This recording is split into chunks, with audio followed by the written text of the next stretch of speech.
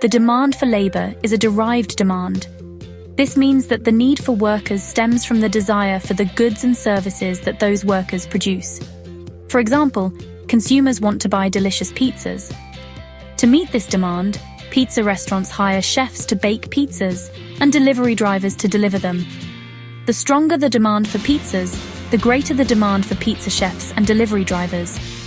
A firm that wants to maximize its profits will hire workers up to the point where the marginal benefit of an additional worker equals the marginal cost. The marginal benefit of an additional worker is the extra revenue that the worker generates for the firm. The marginal cost is the wage that the firm must pay the worker. Suppose a pizza restaurant is considering hiring an additional chef. The restaurant estimates that the chef will be able to bake 10 extra pizzas per hour and that each pizza will sell for $10. Thus, the marginal benefit of hiring the chef is $100 per hour. 10 pizzas times $10 per pizza. If the wage rate for chefs is $25 per hour, then the restaurant will hire the chef because the marginal benefit, $100, exceeds the marginal cost, $25. The hiring decision of an individual firm, when added up across all firms in the economy, determines the overall demand for labor. This aggregate demand for labor, along with the supply of labor, determines the wages and employment levels in the economy.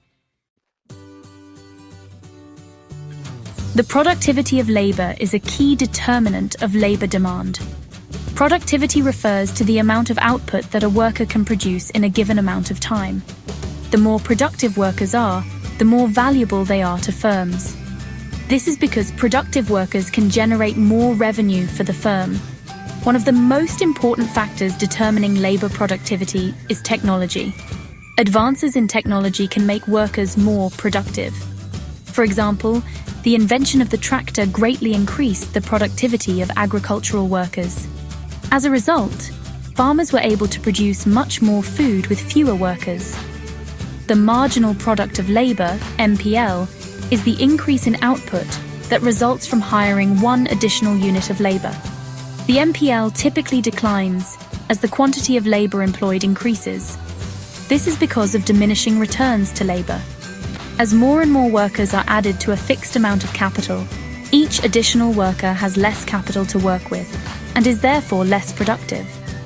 The value of the marginal product of labor, VMPL, is equal to the marginal product of labor multiplied by the price of the output. The VMPL represents the additional revenue that a firm receives from hiring one more worker.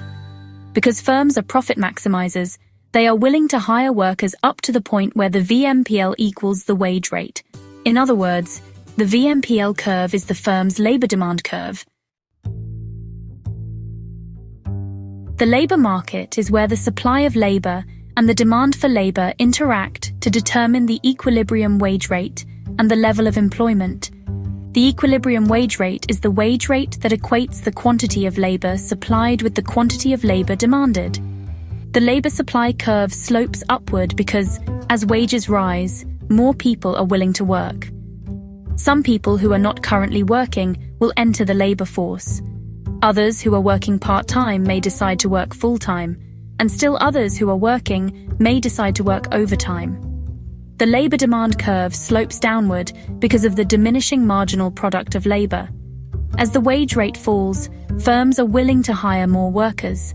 This is because the marginal cost of hiring an additional worker is lower when the wage rate is lower. The equilibrium in the labor market is reached at the intersection of the labor supply and labor demand curves.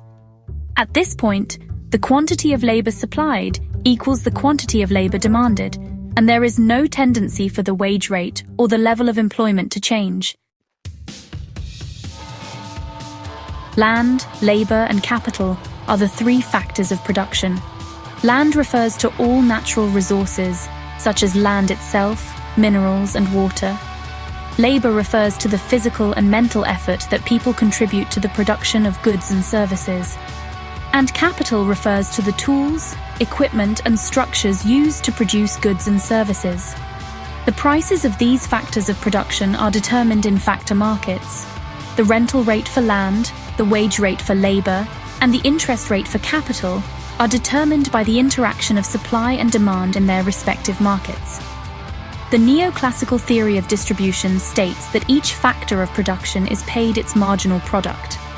In other words, workers are paid a wage equal to the value of the marginal product of labor, landowners are paid a rent equal to the value of the marginal product of land, and capital owners are paid an interest rate equal to the value of the marginal product of capital. The neoclassical theory of distribution has important implications for income distribution. Because the marginal product of labor typically declines as the quantity of labor employed increases, the neoclassical theory of distribution predicts that wages will be higher for workers who are more productive. Similarly, the theory predicts that landowners who own more productive land will earn higher rents, and that capital owners who own more productive capital will earn higher interest rates.